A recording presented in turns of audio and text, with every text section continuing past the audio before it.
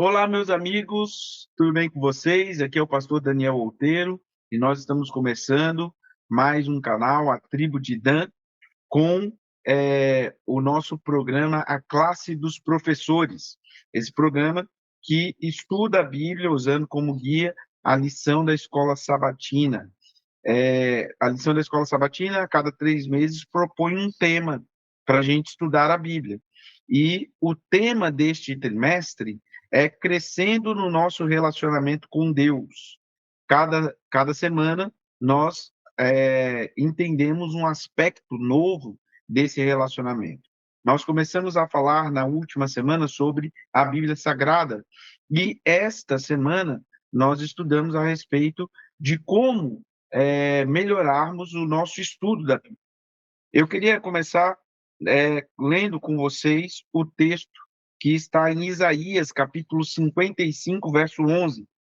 Assim ocorre com a palavra que sai da minha boca.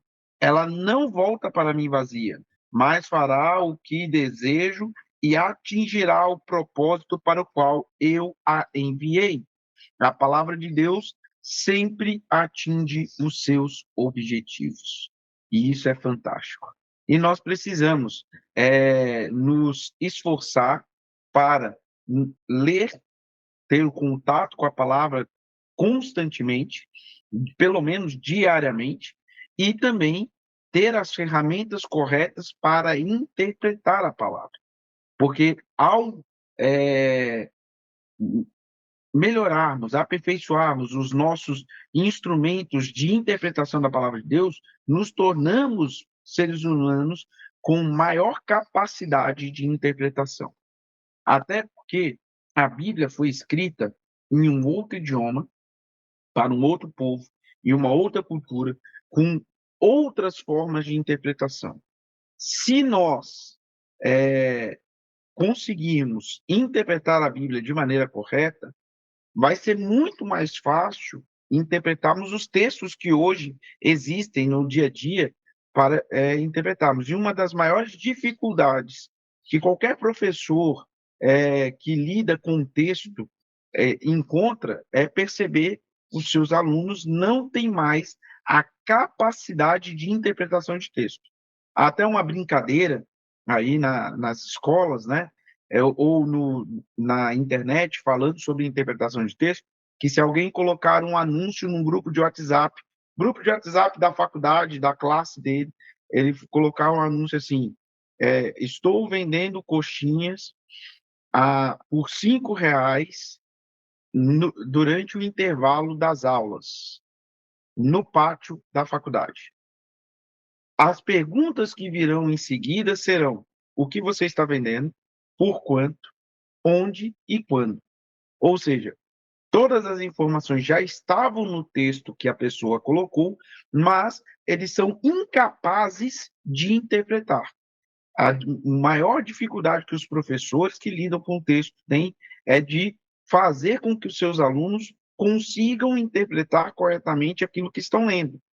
E a Bíblia, que foi um livro escrito por uma outra cultura, num outro tempo, em um outro contexto, se torna também mais difícil de interpretar do que os textos que são produzidos no século XXI, em português, para o nosso povo, por brasileiros.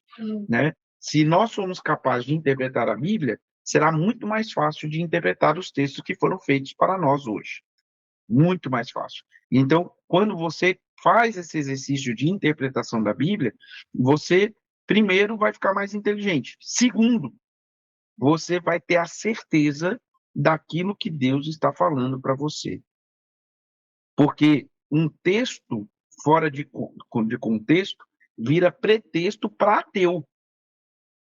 Quando nós não interpretamos a Bíblia direito, nós damos argumentos para os ateus falarem que nós somos um povo que vive sobre regras arcaicas, erradas e tudo mais.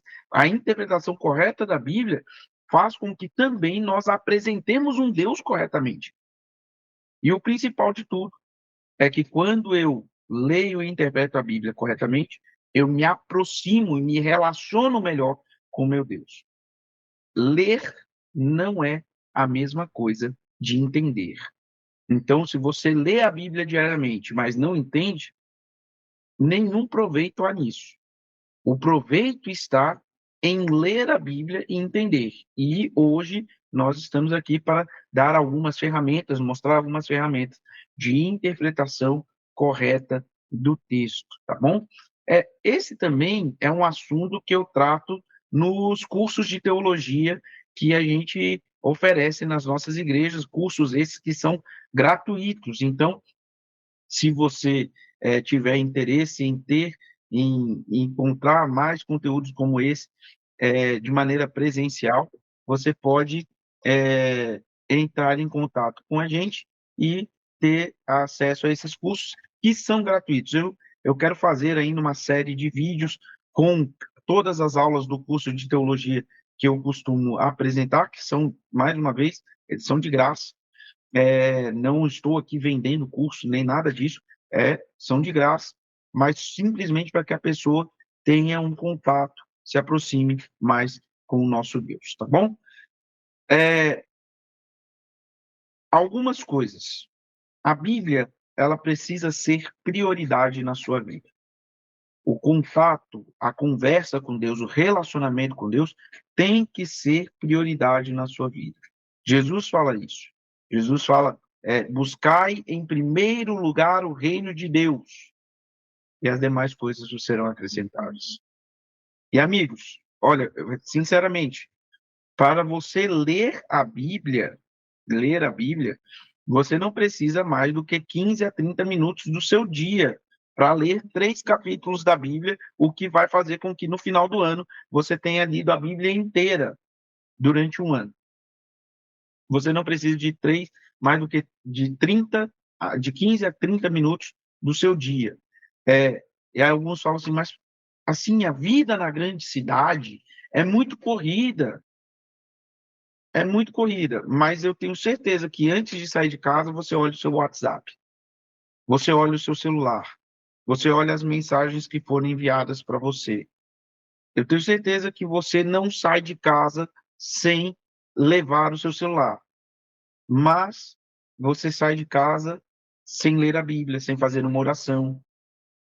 Prioridade. O celular é uma prioridade, mas Deus não.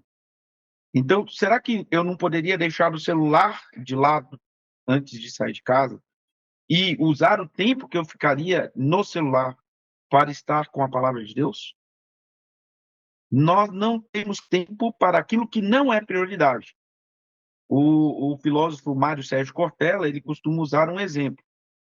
Se alguém vai ao médico e o médico fala, olha, você precisa fazer exercícios físicos, caminhada, você precisa cuidar mais da sua saúde, e essa pessoa vira e fala para o médico assim, olha, doutor, eu não tenho tempo para isso, eu trabalho muito e eu tenho que gerenciar uma empresa, muito trabalho, eu não tenho condições. Se essa pessoa tiver o seu primeiro infarto, quando ela se recuperar, ela vai ter tempo para fazer caminhada, ela vai ter tempo para academia, ela vai ter tempo para exercício físico, porque agora isso virou prioridade. Não era prioridade enquanto ela não estava morrendo por causa disso. Ela começou a morrer, e o médico já sabia que ela ia morrer por causa disso, isso vira uma prioridade, isso se torna uma prioridade. Então, nós não temos tempo para aquilo que não é prioridade. Se o reino de Deus não é prioridade, nós não teremos tempo para ele. Eu acordava 5 horas da manhã para andar 60 quilômetros e ir trabalhar. Mas foi o período em que eu mais me aprofundei na Bíblia e na palavra de Deus. Desde que isso se torne prioridade, você vai arranjar tempo para se relacionar com Deus. Você vai dar o jeito. Você vai dar o jeito. Tá bom? Tem que ser a prioridade. E aí, tem alguns projetos, alguns programas que são universalmente conhecidos para que você tenha contato constante, diário com a palavra de Deus. Você tem alguns jeitos de ler a Bíblia, mas lembrando que você tem que ler e estudar a Bíblia. Você tem que ler e você tem que estudar a Bíblia. Então, você tem o que eles chamam de ano bíblico. O que é o ano bíblico? você lê 3 a 4 capítulos da Bíblia por dia. E aí, em um ano, mais ou menos, um pouco antes de completar um ano, você terá lido a Bíblia inteira. Eu tenho um blog onde um dos artigos que eu escrevi lá tem algumas sugestões de ano bíblico para você, tá? Dois que eu acho interessante é esse, que você lê a Bíblia na sequência, 3 a 4 capítulos por dia, e aí no final do ano você vai ter lido a Bíblia inteira. Normalmente o pessoal lê de segunda a sexta-feira 3 capítulos, sábado e domingo, cada dia eles leem 4 capítulos da Bíblia. E aí ela consegue ler a Bíblia toda durante um ano. E tem um outro que é proposto até pelo doutor Rodrigo Silva, que é ler a Bíblia em ordem cronológica, mais ou menos ali quando os eventos aconteceram. Então, quando chega, por exemplo, ali em Gênesis capítulo 11, você lê Gênesis capítulo 11, no outro dia você não vai ler Gênesis capítulo 12, você vai ler a história de Jó, porque a história de Jó provavelmente aconteceu um pouco antes ou junto da história de Abraão. Então, ele tenta colocar ali a Bíblia em ordem cronológica. É bem interessante essa leitura proposta pelo doutor Rodrigo Silva. Eu acho que vale a pena, para quem já fez o ano bíblico tradicional, vale a pena fazer esse ano bíblico proposto pelo Rodrigo Silva. Você pode digitar aí no Google Ano Bíblico Rodrigo Silva, que você vai encontrar o PDF que serve como guia, tá bom? E aí você tem outras maneiras. Ah, assim, muito, 3 capítulos por dia é muito. Então você pode ler um capítulo por dia, e em 3 ou 4 anos você vai terminar de ler a Bíblia toda. Também tem esse lado. Tem vantagens e desvantagens. Normalmente, quando eu leio 3 capítulos por dia, eu tenho menos tempo para reflexão. Quando eu leio um capítulo por dia, eu tenho mais tempo para reflexão. Então, você tem que ter ali, entender qual é o objetivo que você quer. Quando eu leio 3 capítulos por dia, em um tempo menor, eu consigo ler a Bíblia toda. Quando eu leio um capítulo por dia, eu vou ter um tempo maior para poder ler a Bíblia toda. Então, você quer um panorama geral, você quer mais reflexão, também depende do objetivo do seu estudo, para você escolher qual é a estratégia de leitura da Bíblia que você vai fazer. Tá? Mas o importante é ler a Bíblia constantemente. Outra forma de estudo da Bíblia é o estudo temático. Você que já tem algum tempo aí, esse aí eu indico para quem, ou para quem está sendo orientado, quem tem alguém que está te ajudando ali a estudar a Bíblia, ou para quem já tem algum tempo de estudo da Bíblia, você pode escolher um tema. Eu quero estudar o que a Bíblia fala sobre anjos. Eu quero saber o que a Bíblia fala sobre inferno. Eu quero saber o que a Bíblia fala sobre céu. Eu quero saber o que a Bíblia fala sobre salvação. Você escolhe um tema e você vai ler tudo o que a Bíblia fala sobre esse tema. Esse não tem um prazo para você começar e concluir. Cada dia você vai vendo os textos que falam sobre o tema que você está querendo estudar e sobre o assunto que você está estudando. Também tem um estudo temático da Bíblia. Mas, pastor, o que eu faço? Eu abri a Bíblia.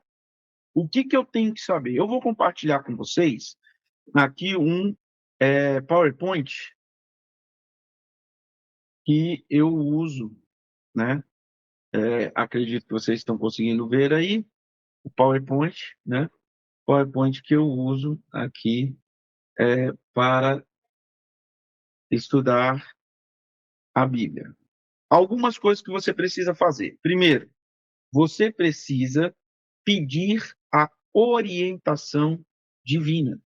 Você precisa pedir a orientação divina. Nós temos a grande vantagem de que este livro, o autor do livro, ele é acessível para poder nos ajudar na explicação. O Espírito Santo, ele está acessível para nos ajudar na explicação. Então, nós temos que pedir a orientação do Espírito Santo sempre que nós formos estudar a Bíblia. Sempre, sempre. Segundo, você tem que lembrar que o texto ele foi escrito numa outra época, num outro momento.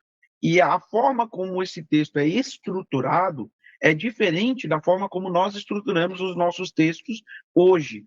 E se você entender um pouquinho disso, já vai te ajudar muito, muito na interpretação bíblica. Mas isso aqui é um assunto que eu só consigo tratar, não consigo tratar neste vídeo, só vou conseguir tratar no nosso curso de teologia.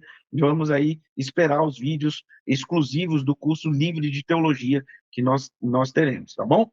O terceiro aspecto é saber o estilo literário que você está lendo. A Bíblia é composta de livros e cada livro tem o seu próprio estilo literário. Então, eu preciso saber qual é o estilo literário que eu estou lendo. Por quê?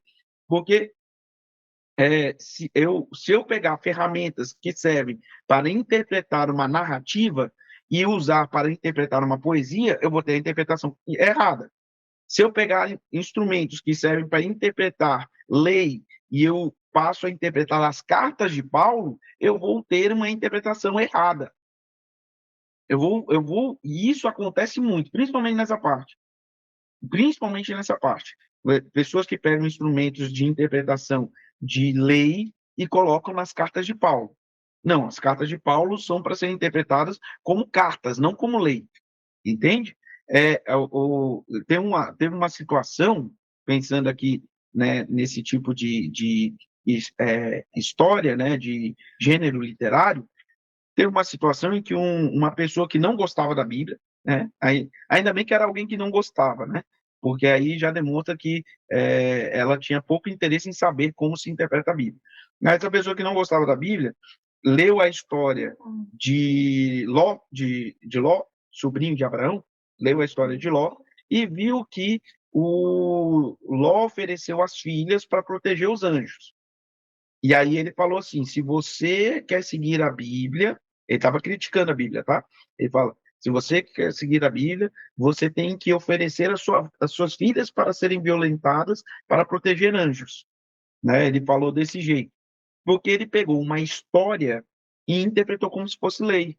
Como se tudo na Bíblia fosse lei. Não. A Bíblia tem um monte de histórias que são exemplos a não serem seguidos. E aí a gente olha para a história e a gente vê que ela é uma história que é um exemplo a não ser seguido. Davi com Betseba é um exemplo a não ser seguido. O Aminon e Tamar, outro exemplo para não ser seguido. O próprio caso de Ló, em muitos aspectos, são exemplos a não serem seguidos. Só que ele pegou a história e interpretou como se fosse lei. E aí a interpretação sai errada. Então eu tenho que saber qual é o gênero. Tem vários. Tem poesia, tem narrativa, tem profecia, tem cartas, tem lei. Então ele tem que descobrir qual é o aspecto. Tem um livro chamado Entendes o que lê? Esse é o título do livro. Entendes o que lê? Que é um livro que vai trabalhar cada um dos gêneros literários da Bíblia, e você pode, então, utilizar as ferramentas corretas para interpretar o gênero literário que você está estudando, tá bom? Então, esse é um aspecto que você precisa tomar cuidado. Aqui, nós vamos passar também, existem é, alguns níveis de interpretação do texto bíblico que a gente pode aqui apresentar. É como se cada passo desse que você fosse dar, você sobe um degrau aqui de como interpretar a Bíblia. Então, primeiro ponto, primeira coisa, ou você vai ouvir ou você vai ler. O ouvir aqui está colocado porque antigamente, de principal forma, né, as pessoas não eram, a maior parte das pessoas não sabiam ler, e o que elas conheciam da Bíblia, elas ouviam nas igrejas. Hoje, a maior parte das pessoas sabem ler. Outro problema que existia na antiguidade é que era muito difícil ter uma Bíblia. Às vezes, na cidade toda, só tinha uma Bíblia que ficava na igreja. Então, não é igual hoje que cada casa tem uma Bíblia. Então, a maior parte das pessoas tinham acesso à Bíblia através do ouvir, né? Mas hoje, nós ouvimos, principalmente quando vamos à igreja, ou quando estamos assistindo um vídeo, alguma coisa, mas nós também lemos, né? E esse passo do ler é importante. Um outro passo aqui, que é o terceiro, é que nós temos que escrever aquilo que nós estamos lendo. Além de ser um exercício de memorização, você vai perceber quais são as principais ideias que o autor vai... Não é fazer uma cópia. Como normalmente eu faço essa questão de escrever. Como que normalmente eu escrevo? Eu leio um verso e coloco em em cada linha uma ideia que tem naquele verso. Então, assim, é, o Senhor é meu pastor e nada me faltará. Aí eu escrevo assim, é, o Senhor é meu pastor. Esse é um, essa é uma ideia que tem lá. Quando o Senhor é pastor, nada falta. Essa é outra ideia. Tem uma terceira ideia, que não está explícita, mas eu não sinto falta das coisas que eu não tenho. Aí eu não sinto falta porque o Senhor é meu pastor. Veja, tem várias ideias em duas linhas, em um verso. Só que cada ideia eu vou colocando em uma linha. Eu não vou colocando essas ideias em linha, na mesma linha. Eu vou colocando uma ideia por linha. Coloco todas as ideias que tem naquele verso, mais uma ideia por linha. E aí eu consigo perceber as principais ideias que aquele texto tem, que aqueles versos que eu estou estudando têm. A forma que eu uso para escrever. E aí você começa a fazer o trabalho de compreensão. Para compreender, principal pergunta que você precisa fazer, você tem que responder essa pergunta. Aliás, toda vez que você lê a Bíblia, você tem que responder três perguntas. A primeira é: o que o autor quis dizer com esse texto? Essa é a primeira pergunta que você tem que responder. O que o autor quis dizer com esse texto? Segunda pergunta, que é aqui que está relacionada ao trabalho de memorização do texto. É você repetir, ou o segundo ponto ali, é você repetir as ideias é, em voz alta. Então você leu, você escreveu, agora você está repetindo as ideias em voz alta. Terceiro, na meditação, você coloca assim: o, o que esse texto significa para os dias de hoje? Porque quando o autor escreveu, ele escreveu para a época dele. Agora você vai falar para os dias de hoje, de hoje. O que esse texto significa para os dias de hoje, ali na meditação. E o sétimo é como eu aplico esse texto na minha vida. Porque cada um está inserido num contexto particular, que, aliás, é até a ideia do contexto ali histórico da Bíblia que estava no quarto ponto, que eu não falei muito. Esse quarto ponto aqui que eu não falei muito. É o contexto particular que é apresentado ali da, da Bíblia, né? Contexto cultural. Então, a Bíblia foi escrita num contexto cultural, mas você vive em uma outra cultura. E como eu vou aplicar esse texto à minha vida hoje? O que significa não furtarás para os dias de hoje? Para o meu contexto profissional, para o meu contexto pessoal, para o meu contexto na rua, na vizinhança social. O que significa? Como eu aplico esse contexto de não furtar, né? Essa lei bíblica de não furtar. Todo texto ele precisa ser aplicado, aplicado. E para os pregadores, tem até, não lembro quem falou isso, mas tem uma frase célebre aí sobre pregador. Aquilo que não pode ser aplicado não merece ser explicado. Então, o pregador, cada ponto da sua pregação, ele precisa levar os ouvintes a uma aplicação daquilo que ele está pregando. E senão vira só uma aula. Então, ele precisa levar os ouvintes à aplicação de cada ponto da pregação dele. Cada ponto da pregação tem que fazer sentido para a vida atual, para a vida de hoje, né? Quando você fala de coragem, que coragem as pessoas têm que ter para serem cristãs hoje. Quando você fala de fidelidade, você tem que mostrar como as pessoas têm que ser fiéis hoje, como elas podem ser fiéis hoje, e quais são os desafios para a fidelidade nos dias de hoje, e por aí vai. Então, você pode até explicar muito bem o texto, mas se você não conseguir aplicá-lo, o estudo do texto fica defasado. Então, você precisa levar à aplicação do texto, que é o contexto de hoje, dos dias de hoje. Tá bom?